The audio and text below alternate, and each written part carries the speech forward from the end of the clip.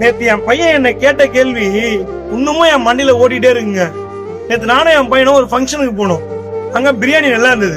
நான் என் பையன் சாப்பிடும் போதே சொல்றேன், உனக்கு காது குத்து வைக்கணும், இவங்க கையிலேயே கேட்டரிங் ஆர்டர் குத்துலாம்டா, நல்லா இருக்கா பிரியாணி அப்படின்னு. ஆமாப்பா நீ சொல்ற மாதிரியே பண்ணிடலாம்பா வேணாம். சரி சந்தோஷமான விஷயம். டே அதுக்கு முன்னாடி நம்ம சொந்தக்காரெல்லாம் தேடணும்டா, பத்திரிக்கை அடிச்சு எல்லாருக்கும் வைக்கணும்டா அப்படின்னு சொன்னேன். என்னப்பா சொல்ற, சொந்தக்காரெல்லாம் நம்ம தேடணுமா? ஆமாப்பா அதான்ப்பா முறை அப்படின்னு. அப்பா நீ ஒரு வருஷத்துக்கு முன்னாடி ஆட்டோல ஆக்சிடென்ட் ஆகி வீட்டுல இருந்திய, அப்ப எந்த ஒரு சொந்தக்காரும் உன்னை தேடி வந்து பாக்கலையப்பா, இப்ப நீ மட்டும் ஏன்பா தேடுற அப்படின்னா.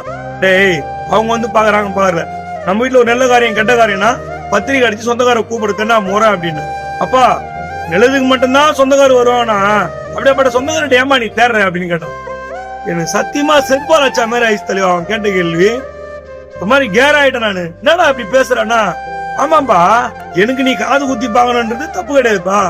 நம்ம ஃபேமிலி மட்டும் எப்பவுமே கோயிலுக்கு போற மாதிரி போய் குத்தி வந்துடலாம்ப்பா. நான் ஒரு ஐடியா சொல்றேன் கேளுப்பானா. சரி சொல்லுடா அப்படின்னு.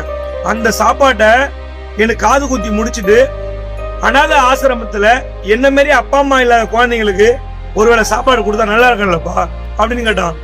எனக்கு சத்தியமா அப்படியே ஷாக் ஆயிடுச்சு தெளிவா. என்னடா சொல்றேன்னு. ஆமாப்பா சொந்தக்காரெல்லாம் வருவாங்க துண்ணுவாங்க, அதுலயே குறை சொல்லிட்டு போறவங்க நிறைய பேர் இருக்காங்கல்லப்பா. அப்படி இருக்கும்போது நம்ம ஏமா அது மாதிரி கிராண்டா கொண்டாடணும், இது சிம்பிளா பண்ணுப்பா.